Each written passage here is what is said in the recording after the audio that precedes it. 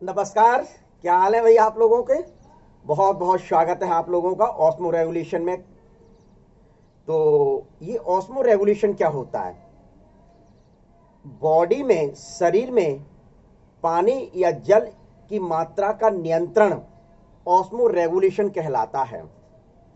भाई आप और हम लोगों के शरीर में पानी कितना होना चाहिए, कितनी ज्यादा मात्रा में होगा तो क्या होगा, कम मात्रा में होगा तो क्या होगा, यह कार्य जो किया जाता है यह ऑस्मो रेगुलेशन के द्वारा किया जाता है। ऑस्मो रेगुलेशन के अंतर्गत अपने शरीर में जल की मात्रा का नियंत्रण किया जाता है कि जल की मात्रा कितनी रहनी चाहिए और कितनी नहीं रहना चाहिए। तो यह नियंत्रण ही ऑस्मो रेगुलेशन कहलाता है। आप और हम लोगों में या अन्य जो मैमल्स हैं या अन्य जो जीव हैं उनमें मुख्य रूप से यह कार्य किडनी के द्वारा किया जाता है। किसके द्वारा किया जाता है? किडनी के द्वारा किया जाता है। लेकिन जो प्रोटोजोअन्स एनिमल होते हैं, कौन से एनिमल? प्रोटोजोअन्स जो एनिमल हैं उनमें मुख्य रूप से यह कार्य संकुचन धानी किसके द्वारा किया जाता है? संकुचन धानी अर्थात कॉन्ट्रैक्टाइल वैक्यूल के द्वारा किया जाता है। किसके द्वारा किया जाता है? कॉन्ट्रैक्टाइल वैक्यूल के द्वारा मुख्य रूप से यह कार्य किया जाता है। पहली चीज तो ये कि कॉन्ट्रैक्टाइल वैक्यूल प्रोटोजोन्स में पाए जाते हैं, उनमें किडनी नहीं पाई जाती है, विशेष ध्यान ये रखें। लेकिन किडनी जो कार्य आप और हम लोगों में करती है वही कार्य कॉन्ट्रैक्टाइल वैक्यूल द्वारा प्रोटोजोन्स में किया जाता है। यानी कि वाटर की मात्रा का नियंत्रण यानी जल का नियंत्रण मुख्य रूप से कॉन्ट्रैक्टाइल वैक्यूल द्वारा किया जाता है। जब दोनों कार्य एक जैसे हैं तो फिर ये ऑर्गन क्या हुआ? किडनी जो है वह है कॉन्ट्रैक्टाइल वैक्यूल में, अब शॉर्ट में लिखे देता हूं सीवी। क्या? किडनी कॉन्ट्रैक्टाइल वैक्यूल के एनालोगस कैसी होती? एनालोगस होती यानी समवर्ती अंग है। कैसा अंग है? समवर्ती अंग है। समवर्ती, अब प्रश्न आ गया एक यहीं कि समवर्ती अंग क्या होते हैं, एनालोगस ऑर्गन कौन से होती है? यानी इस प्रकार के ऑर्गन जिनकी स्ट्रक्चर डिफर होती है लेकिन फंक्शन सेम होते हैं, ऐसे ऑर्गन जिनकी स्ट्रक्चर भिन्न हो, स्ट्रक्चर में सिमिलर ना हो लेकिन फंक्शनली वो सेम होते हो, तो उनको कहा जाता है एनालोगस। तो स्वाभाविक है, देख लीजिए अभी मैंने क्या बताया था, किडनी का क्या कार्य है? ऑस्मो रेगुलेशन का कार्य कर रही है। ये कॉन्ट्रैक्टाइल वैक्यूल यानी सीवी, ये सीवी लिखा हुआ कॉन्ट्रैक्टाइल वैक्यूल। कॉन्ट्रैक्टाइल वैक्यूल भी क्या कार्य कर रही है? ऑस्मो रेगुलेशन का कार्य कर रही है। काय का कार्य कर रहे हैं? ऑस्मो रेगुलेशन का। यानी इनके कार्य कैसे हैं? सिमिलर हैं, कार्य सिमिलर है लेकिन इनकी स्ट्रक्चर जस्ट डिफर है, स्ट्रक्चर बिल्कुल डिफर है। तो इस वजह से मुख्य रूप से ये दोनों ऑर्गन कैसे होते हैं? एनालोगस होते हैं। कैसे होते हैं? एनालोगस मुख्य रूप से होते। पहली चीज ये आप लोग ध्यान में रख लें। अब मुख्य रूप से ऑस्मो रेगुलेशन में दो प्रकार की क्रियाओं के द्वारा अपने शरीर में मुख्य रूप से पानी का नियंत्रण किया जाता है या आयनों का नियंत्रण किया जाता है। क्या? पानी का नियंत्रण किया जाता है, वाटर मीन्स वाटर का नियंत्रण, और सॉल्ट का नियंत्रण मुख्य रूप से किया जाता है। तो ये कौन सी क्रिया है? ये तनुकरण की क्रिया यानी डाइल्यूट यूरिन। क्या? डाइल्यूट यूरिन और कंसंट्रेट यूरिन के माध्यम से मुख्य रूप से क्या कर सकते हैं? सीधे सीधे नियंत्रण किया जा सकता है। तो सबसे पहले मुख्य रूप से अपन क्या देखते हैं? डाइल्यूट यूरिन को देखते हैं। देखिए इसको जरा स्क्रीनशॉट ले लीजिए, फिर मैं मिटाता हूं इसको। ले लिया स्क्रीनशॉट? चलिए देखिए मिटाल दूं इसको। देखिए तो सबसे पहला पॉइंट कौन सा होता है? First, mechanism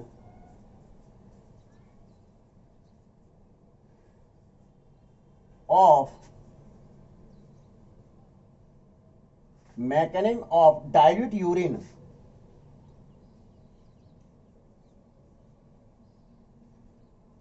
mechanism of dilute urine यानी सबसे पहले डाइल्यूट यूरिन की क्रिया को बताया जाएगा। कौन सी क्रिया बताया जाएगा? डाइल्यूट यूरिन की क्रिया हो। तो चलिए रेस्ट निकालें, डॉट पेन डायग्राम बनाइए जो डायग्राम मैं बना रहा हूं। तो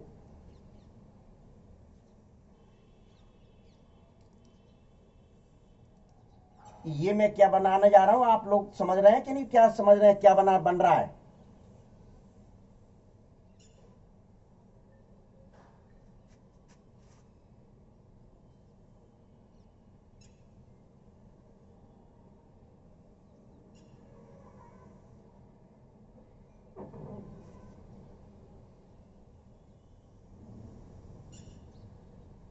क्या बन रहा है ये? बिल्कुल सही, नेफ्रॉन बना रहा हूं मैं। क्या बना रहा हूं? देखिए बिल्कुल नेफ्रॉन की वही स्ट्रक्चर है जो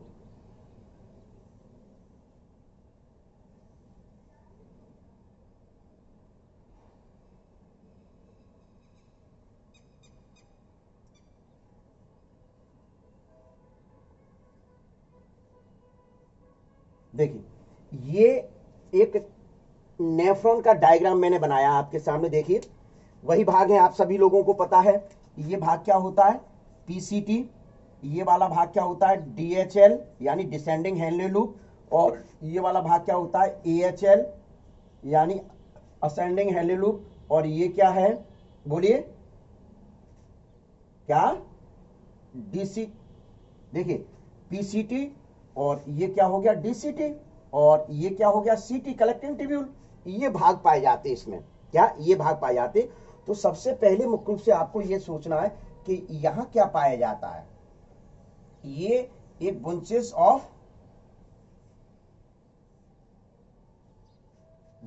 ऑफ ब्लड कैपिलरीज, यानी कि इस कप में मुख्य रूप से गुच्छा पाया जाता है जिसको ग्लोमेरुलर कहा जाता है। जिसको क्या कहा जाता है?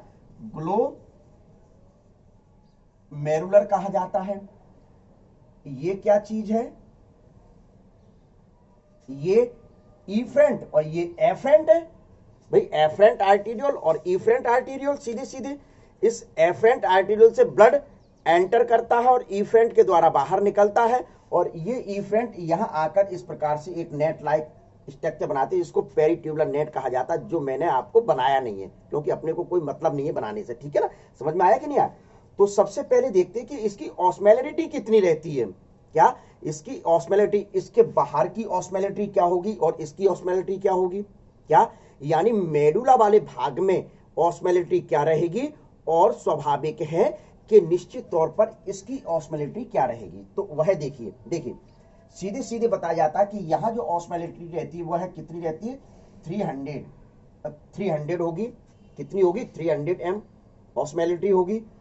इस जगह चलेंगे आप, जब ये छनकर आएगा जिसको क्या कहा जाएगा? ग्लोमेरुलर फिल्ट्रेट कहा जाता है। आपको पता होगा कि यहां जो छनकर फिल्ट्रेट आता है इसको क्या कहा जाता है? ग्लोमेरुलर फिल्ट्रेट कहा जाता है। तो स्वाभाविक है इसकी ऑस्मोलैरिटी 300 है, तो निश्चित तौर पर इसकी ऑस्मोलैरिटी भी कितनी रहेगी? 300 ही रहेगी, कोई परिवर्तन नहीं होगा। क्या कोई भी परिवर्तन नहीं हो रहा है? समझ में आ रहा है कि नहीं आ रहा है? फिर आगे चलते हैं तो यहां भी मुख्य रूप से पीसीटी में जो ऑस्मोलैरिटी रहेगी वह कितनी रहेगी? ये ऑस्मोलैरिटी कितनी रहेगी? 300 ही रहेगी। क्या 300 ही रहेगी? क्यों? क्योंकि मुख्य रूप से स्वाभाविक है कि इसमें से साल्ट, अब यहां थोड़ा मैं कलर का परिवर्तन करना चाहूंगा। क्या सॉल्ट निकला? क्या निकला? मुख्य रूप से सॉल्ट बाहर निकला। और इस पीसीटी वाले भाग से आपको ध्यान होगा, मैं पीछे पढ़ा के आया हूं कि वाटर रिमूव होता, वाटर बाहर किया जाता है, वाटर को एब्जॉर्ब किया जाता है। तो स्वाभाविक है कि यहां ये वाटर, तो इसकी ऑस्मोलैरिटी मुख्य रूप से 300 एम ही रहती है, पहली बात। अब आगे चलता जाएगा, ये पानी आगे धीरे धीरे आएगा तो 300 से 400 ऑस्मोलैरिटी, कितनी? 400, फिर 700, फिर 800, धीरे धीरे करके 1100 और 1200 ऑस्मोलैरिटी आ जाती है। कितनी आ जाती? 1200 ऑस्मोलैरिटी। क्यों? क्योंकि मुख्य रूप से सीधे सीधे ये कहा जा रहा है कि वाटर एब्जॉर्ब हो रहा है। क्या हो रहा है, वाटर एब्जॉर्ब हो रहा है या वाटर मुख्य रूप से निकल रहा है। तो स्वाभाविक वाटर जब निकल रहा है तो निश्चित तौर पर मुख्य रूप से क्या होगा कि वही ऑस्मोलिटी बढ़ती चली जाएगी। जैसी ऑस्मोलिटी 1200 पर आती है तो स्वाभाविक है। अब देखिए दूसरी चीज मैं बताने जा रहा हूं कि निश्चित तौर पर ये जो प्रोसेस है ये कहां डले हुए हैं, मेडुला वाले भाग में। किस भाग में डले, मेडुला वाले भाग में डले हुए। तो मेडुला वाले भाग का भी मुख्य रूप से जो ऑस्मोलिटी रहती है वह भी डिपेंड करती है, वह भी मुख्य रूप से क्या करती है, डिपेंड करती है। तो उस दौरान मुख्य रूप से इसकी ऑस्मोलिटी कितनी रहेगी, 400, 700, 800 और बाहरी मीडियम की कितनी होगी, वही 1200 मुख्य रूप से होगी ऑस्मोलिटी। तो स्वाभाविक है कि जैसे ये यूरिन है जो ऊपर जाता है तो यहाँ AHL वाले भाग में आपको विशेष ध्यान रखना है, वाटर का एब्जॉर्वेशन नहीं होता है, वाटर का एब्जॉर्वेशन नहीं होता है। यहाँ मुख्य रूप से जो एब्जॉर्वेशन होता है वह सिर्फ और सिर्फ किसका होता है, साल्ट का होता है। किसका होता है, साल्ट का, यानी अपन कह सकते हैं सोडियम आयन का। किसका होता है, सोडियम आयन का मुख्य रूप से एब्जॉर्प्शन होता है।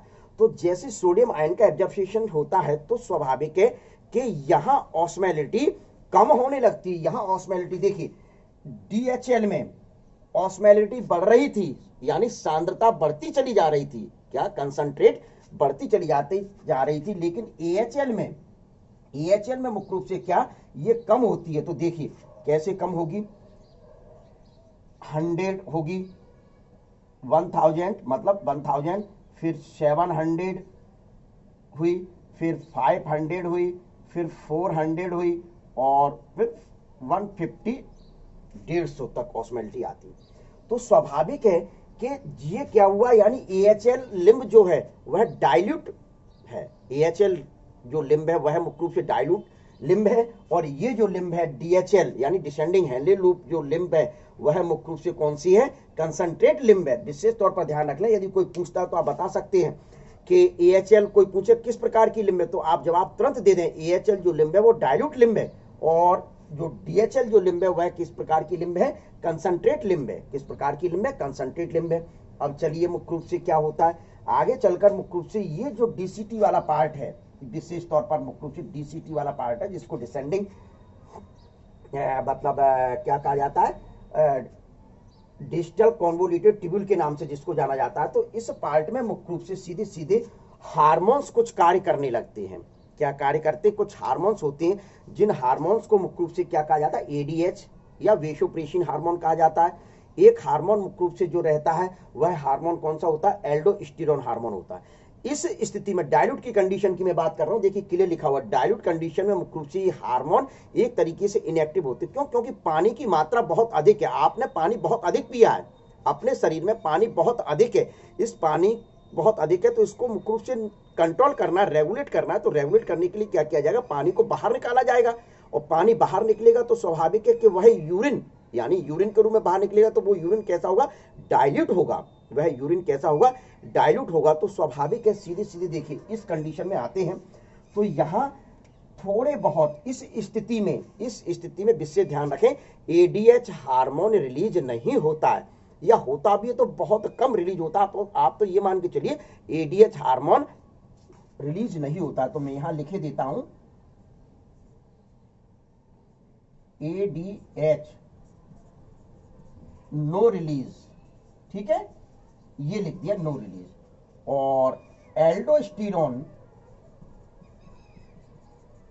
जो हार्मोन है वह बहुत थोड़ी मात्रा में यदि रिलीज होता है तो कैसे होता, बहुत थोड़ी मात्रा में रिलीज होता है। क्यों, क्योंकि थोड़ी मात्रा में क्यों कहा, क्योंकि यहां आप देख रहे हैं कि ये सोडियम आयंस को एब्जॉर्ब कर रहा है। क्या कर रहा है, सोडियम आयंस को मुख्य रूप से एब्जॉर्ब कर रहा है। DCT वाली पार्ट से यूरिन इस प्रकार से जा रहा है, देखिए ये यूरिन गया और ये यूरिन सीधे सीधे कहां पहुंचा, यूरिन से मतलब है वाटर, यूरिन से मतलब है वाटर, स्वाभाविक। तो ये कहां पहुंचा, जाके CT में यानी कलेक्टिंग डक्ट में पहुंचा। कलेक्टिंग डक्ट में भी मुख्य रूप से एब्जॉर्वेशन वाटर का नहीं हो रहा। क्यों, क्योंकि इस दौरान DCT और कलेक्टिंग डक्ट जो है वह इम्परमेबल है वाटर के लिए, यह इस दौरान इम्परमेबल है। क्यों, क्योंकि स्वाभाविक है कि वाटर को एब्जॉर्ब करने के लिए कौन सा हार्मोन होता है, वेसोप्रेसिन हार्मोन होता है, जब या ADH हार्मोन होता है। जब ये रिलीज ही नहीं है तो उस दौरान DCT और सीटी मुख्य रूप से किस प्रकार से है, किस प्रकार से इम्परमेबल है। जब पानी को एब्जॉर्ब नहीं किया जाएगा तो यह पानी मुख्य रूप से धीरे धीरे होते हुए यहां से बाहर निकाल दिया जाएगा। तो ये जो यूरिन बना, ये जो यूरिन बना, यह यूरिन मुख्य रूप से कैसा था, डाइल्यूट था। क्यों?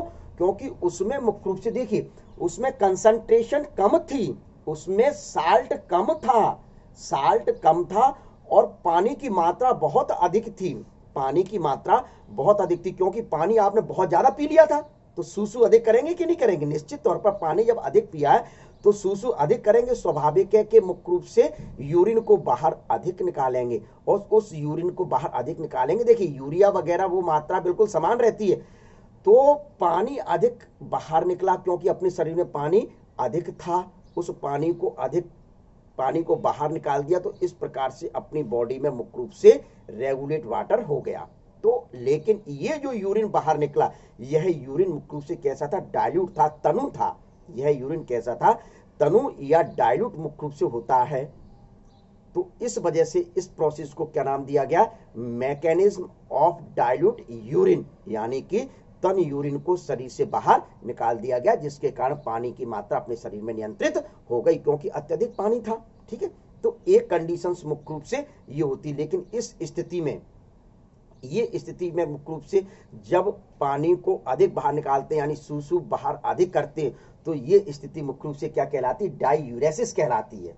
क्या कहलाती है, डाईयूरेसिस। डाईयूरेसिस में एक कंडीशन क्रिएट होती है, जब तन यूरिन या पानी को बाहर अधिक निकालते हैं, उसको कहा जाता है, बीमारी को डायबिटीज इंसिपिड्स कहा जाता है। क्या कहा जाता है, डायबिटीज इंसिपिड्स कहा जाता है। डायबिटीज इंसिपिड्स में मुख्य रूप से क्या होता है कि यदि इस यूरिन का टेस्ट लगाना चाहें, परीक्षण लगाना चाहें, तो परीक्षण नहीं आएगा। क्यों? क्योंकि पानी की मात्रा बहुत अधिक है। टेस्ट लगाना चाहे, परीक्षण करना चाहे उस यूरिन का, तो मुख्य रूप से परीक्षण नहीं होगा। तो विशेष ध्यान रख ले कि यूरिन का शरीर से बाहर निकालना मुख्य रूप से डायूरेसिस, और इस कंडीशन में जो कंडीशन क्रिएट होती है उसको डायबिटीज इंसिपिड्स कहा जाता है। एक तरीके से रोग है, डायबिटीज इंसिपिड्स कहा जाता है। डायबिटीज इंसिपिड्स की स्थिति में मुख्य रूप से यूरिन का टेस्ट नहीं किया जा सकता, अर्थात परीक्षण नहीं किया जा सकता, क्योंकि इस दौरान यूरिन गंधहीन मुख्य रूप से होता है। क्या होता है, गंधहीन होता है। वो वाला टेस्ट नहीं है कि टेस्ट चखें, मतलब परीक्षण की मैं बात करूं, परीक्षण इस स्थिति में नहीं होता। तो सबसे पहली स्थिति ये हुआ। तो इससे क्या मतलब निकला कि दो प्रकार के हार्मोन हैं जो मुख्य रूप से इसको कंट्रोल कर रहे हैं। एक तो एडीएच जिसको वेसोप्रेसिन कहा जाता है, यह पीयूष ग्लैंड्स के द्वारा सीक्रेट होता है। एडीएच या वेसोप्रेसिन जो हार्मोन है वह पीयूष ग्लैंड के द्वारा, मुख्य रूप से जो पीयूष ग्लैंड का जो पिछला भाग होता है जिसको पोस्ट लोब कहा जाता है, पश्चपाली कहा जाता है, उसके द्वारा सीक्रेट होता है, जो मुख्य रूप से इस क्रिया पर नियंत्रण रखने का कार्य करता है। यानी कि इस स्थिति में, डाइल्यूट यूरिन की स्थिति में एडीएच हार्मोन या वेसोप्रेसिन हार्मोन सीक्रेट नहीं हुआ। क्यों? क्योंकि पानी बहुत अधिक है, तो सीक्रेट क्यों होगा? क्योंकि इसका जो कार्य है, एडीएच हार्मोन या वेसोप्रेसिन हार्मोन का मुख्य कार्य है वाटर के एब्जॉर्बेशन का है। अब वाटर तो एब्जॉर्बेशन करना नहीं, क्योंकि पानी को अधिक निकालना है, तो स्वाभाविक इस स्थिति कारण मुख्य रूप से ये रिलीज नहीं होता। जब ये रिलीज नहीं होगा तो डीसीटी और कलेक्टिंग ट्यूब्यूल इसके लिए इम्परमेबल रहती है, वाटर के लिए। कैसी रहती है? इम्परमेबल होती है, और इम्परमेबल है तो इस वजह से पूरे के पूरे वाटर को शरीर से बाहर रिमूव कर दिया गया यूरिन के रूप में। तो इस वजह से ये जो स्थिति है वह डाइल्यूट हुई। कौन सी हुई? डाइल्यूट हुई। क्लियर? पहली बात तो ये कर लीजिए, ठीक है। अब आती है दूसरी बात पर अपन चर्चा करते हैं कि मैकेनिज्म ऑफ डाइल्यूट यूरिन से अब कहां आते? कंसंट्रेट यूरिन पर आते हैं। किस यूरिन पर आते हैं? Concentrate urine. भाई अब आपने पानी पिया नहीं, अपने शरीर में पानी की कमी हो गई। जब पानी नहीं पिया तो मुख्य रूप से क्या होगा? पानी की कमी हो जाएगी। तो विशेष ध्यान रखें, मैकेनिज्म कौन सी है? Mechanism of concentrated urine. अब कंसंट्रेट यूरिन किस स्थिति में बनेगा? यानी कि कह दिया जाए यूरिन में साल्ट की मात्रा अधिक होगी और पानी की मात्रा कम होगी। जब पानी की मात्रा कम होगी तो स्वाभाविक है साल्ट की मात्रा ऑटोमेटिकली बढ़ गई, जिस कारण से क्या हुआ कि वो यूरिन जो होगा उसकी सांद्रता अधिक होगी। उसकी सांद्रता और मेडुला की सांद्रता बराबर होती है। मेडुला वाले भाग की सांद्रता बराबर होती है। जैसे मेडुला वाले भाग की मैं बात कर दूं कि ये मेडुला वाले भाग में पाए जाते हैं, तो स्वाभाविक है कि यहाँ जो पाया जाता है 400 ऑस्मोलिटी होती है, 700 ऑस्मोलिटी होती है, 800 ऑस्मोलिटी होती है और 1200 ऑस्मोलिटी। तो यानी कि ये ऑस्मोलिटी बढ़ती चली जा रही है, मेडुला वाले भाग में ऑस्मोलिटी बढ़ती चली जा रही है। यदि यह ऑस्मोलिटी यहाँ मुख्य रूप से आ जाए सीटी वाले भाग में, तो स्वाभाविक है वो जो मूत्र बनेगा, जो यूरिन बनेगा, वह कंसंट्रेट बनेगा, वह कंसंट्रेट बनेगा। तो किस प्रकार से बनता, तो ये देखिए कि ये आपका एफरेंट था, ये इफ्रेंट है, ये आपको मैं बता चुका हूं, इफ्रेंट आर्टीरियोल और एफरेंट आर्टीरियोल, क्लियर। तो यहां ऑस्मोलिटी वही 300 है, इस ग्लोमेरुलर फिल्ट्रेट की भी 300 रहेगी, यहां भी वही स्थिति रहेगी, यहां कोई परिवर्तन नहीं होता है, यहां तक किसी प्रकार का कोई परिवर्तन नहीं होगा, क्योंकि स्वाभाविक परिवर्तन जो होता है वह डीसीटी और कलेक्टिंग वाले भाग में होता है, क्योंकि ये जो दोनों हार्मोन हैं, ये दो जो हार्मोन है वो रिएक्ट होते हैं, वह डीसीटी और सीटी वाले भाग पर ही होते हैं। क्या, डीसीटी और सीटी वाले भाग पर ही होते हैं। तो जब पानी अपने शरीर में कम है, अर्थात आपने पानी कम पिया है, तो उस दौरान मुख्य रूप से मूत्र गाढ़ा बनेगा, एक तरीके से कहा जाए, यानी कंसंट्रेट यूरिन बनेगा। वो कंसंट्रेट, यहां तक तो आपकी प्रक्रिया डाइल्यूट में भी वही हो रही थी, डाइल्यूट में भी वही हो रही थी और कंसंट्रेट यूरिन में भी वही हो रही थी। सीधे सीधे मतलब क्या होता है, देखिए ये यूरिन आया, यहां से इस प्रकार से चला जा रहा है, इसकी ऑस्मोलिटी यहां भी 300 है और यहां 400। क्यों, क्योंकि वाटर को एब्जॉर्ब किया जा रहा है, वाटर को एब्जॉर्ब किया जा रहा है, बाहर निकाला जा रहा है। तो देखिए ऑस्मोलिटी धीरे धीरे बढ़ती चली जा रही, ये बढ़ती चली गई, यहां ये आ गई ऑस्मोलिटी। क्या, अब ऑस्मोलिटी मुख्य रूप से यहां क्या होता है, एएचएल वाले भाग में साल्ट का एब्जॉर्बिशन हुआ, साल्ट का वही है जो डाइल्यूट यूरिन में था, वही है, वही कंडीशन धीरे धीरे ये, यहां तक किसी प्रकार का कोई परिवर्तन नहीं होता, परिवर्तन नहीं हुआ। क्यों, क्योंकि ये दोनों जो हार्मोन है, एडीएच यानी वेसोप्रेसिन हार्मोन और एल्डोस्टेरोन जो हार्मोन है, वो रिएक्ट किस प्लेस पर होंगे, वह डीसीटी वाले प्लेस पर और सीटी वाले प्लेस पर रिएक्ट होंगे। किस वाले प्लेस पर, डीसीटी और सीटी वाले प्लेस पर रिएक्ट होंगे। तो स्वाभाविक है कि ये इस प्लेस पर रिएक्ट होते हैं। तो जैसे ही इस प्लेस पर यूरिन पहुंचता है, तो वहां मुख्य रूप से वेसोप्रेसिन हार्मोन और एडीएच हार्मोन रिलीज होता है। वेसोप्रेसिन हार्मोन और एडीएच हार्मोन जैसे रिलीज हुआ, क्यों, क्योंकि शरीर में पानी कम था, पानी आपने कम पिया था, सूसू कैसे बाहर अधिक निकलेगी, जब पानी नहीं है तो क्यों निकलेगी। तो स्वाभाविक है इस स्थान से वाटर का एब्जॉर्बिशन बढ़ जाता है। ये देखिए, ये वाटर एब्जॉर्ब हो रहा है, क्या वाटर एब्जॉर्ब हो रहा है। जैसे धीरे धीरे इधर पहुंचता है, तो यहां भी मुख्य रूप से क्या वाटर का एब्जॉर्बिशन हो रहा है। क्यों, पानी को बचाव करना है, पानी का क्या करना है, बचाव करना है। ये देखिए, ये पानी हुआ, डीसीटी में पहले हुआ, फिर आगे बढ़ा सीटी वाले भाग में, तो वहां भी मुख्य रूप से एब्जॉर्ब होगा। क्यों, क्योंकि इस कंडीशन में एडीएच हार्मोन रिलीज हुआ। जब एडीएच हार्मोन या वेसोप्रेसिन हार्मोन रिलीज हुआ, तो इसकी परमेबिलिटी, डीसीटी और सीटी की परमेबिलिटी पानी के लिए बढ़ जाती है। क्या, पानी के लिए मुख्य रूप से इसकी परमेबिलिटी क्या होती है, बढ़ जाती है। किसकी बढ़ती है, सीटी और डीसीटी की परमेबिलिटी बढ़ जाती है, यानी कि पानी के लिए अत्यधिक पारगम हो जाता है डीसीटी और सीटी। सीटी का मतलब समझ रहे ना, कलेक्टिंग डक्ट में बोल रहा हूं, कलेक्टिंग ट्यूब्यूल बोल रहा हूं ना, क्या, सीटी का मतलब कलेक्टिंग ट्यूब्यूल।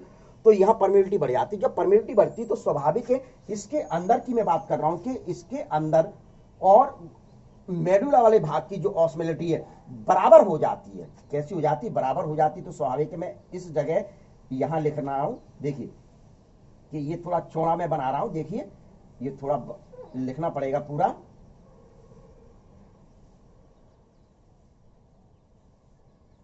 देखिए इसकी जो ऑस्मोलिटी होती है, तो वही ऑस्मोलिटी मुख्य रूप से क्या होनी चाहिए कि सीधे सीधे 400, 700 और 800 ऑस्मोलिटी बढ़ती जा रही है, क्योंकि वाटर ऑब्जर्व हो रहा है, देख रहे हैं वाटर बाहर निकल रहा है, देखिए देखिए। तो और सीधे सीधे 1200 आ जाती है, यानी कि ये 1200 ऑस्मोलिटी और मेडुला वाले भाग की ऑस्मोलिटी बराबर हो जाती। जैसे बराबर होती तो ये वाले मूत्र को, इस मूत्र को मुख्य रूप से बाहर निकाल दिया जाता है। क्या, मूत्र को क्या किया गया, बाहर निकाल। तो ये जो यूरिन बाहर निकला, ये कैसा निकला था, कंसंट्रेट। क्यों, क्योंकि उसमें पानी बहुत कम था, पानी बहुत कम था। क्यों, क्योंकि एडीएच की वजह से, एडीएच की वजह से मुख्य रूप से इस वाटर को डीसीटी और सीटी में अत्यधिक एब्जॉर्ब कर लिया गया, यानी सीधे सीधे कह दिया गया कि एडीएच डीसीटी और सीटी वाले भाग पर रिएक्ट हुआ, जिसके कारण से इस डीसीटी और सीटी वाले भाग की पारगम्यता अर्थात परमेबिलिटी बहुत अधिक बढ़ जाती है, जिसके कारण से वाटर को अत्यधिक अवशोषित कर लिया जाता है, एब्जॉर्ब कर लिया जाता है, जिसके कारण सीटी वाले भाग में अंत में जाके ऑस्मोलिटी 1200 हो जाती है, यानी बहुत अत्यधिक कंसंट्रेटेड यूरिन बॉडी से पास आउट किया जाता है। तो इस प्रकार से बताया जाता है मैकेनिज्म ऑफ कंसंट्रेटेड यूरिन। तो ये दोनों मैकेनिज्म के द्वारा, डाइल्यूट मैकेनिज्म और कंसंट्रेट मैकेनिज्म के द्वारा आप और हम लोग की किडनी जो है शरीर में मुख्य रूप से वाटर का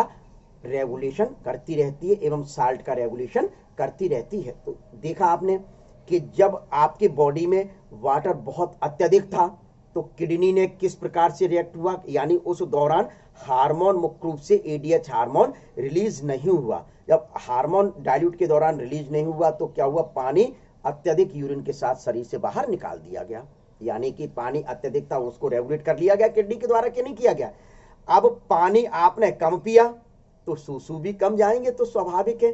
तो उस दौरान मुख्य रूप से क्या हुआ, एडीएच हार्मोन अत्यधिक रिलीज हुआ, जिस वजह से मुख्य रूप से पानी को अत्यधिक एब्जॉर्ब कर लिया गया अपने शरीर में, यानी शरीर से पानी को बाहर अत्यधिक नहीं निकलने दिया, पानी को अत्यधिक नहीं निकलने दिया गया। जब पानी अत्यधिक नहीं निकला तो स्वाभाविक है वह जो यूरिन बना वह यूरिन कैसा था, कंसंट्रेटेड था, वो ये देख लीजिए।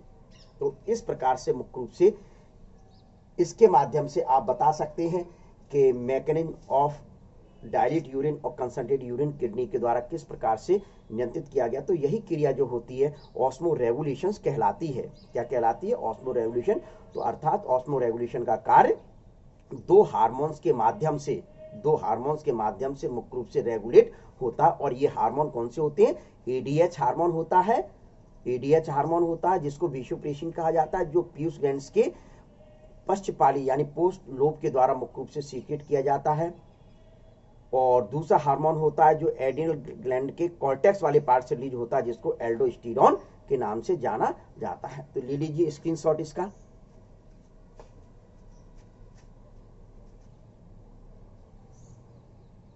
तो इस प्रकार से आप और हम लोगों के शरीर में ये किडनी वाटर का एवं साल्ट का रेगुलेशन लगातार करती रहती है। और आप और हम लोगों के शरीर में पानी की अत्यधिक मात्रा है तो वह कम बनी रहती है, और कम मात्रा है तो मुख्य रूप से उसको नियंत्रित बनाए रखती है। ठीक है।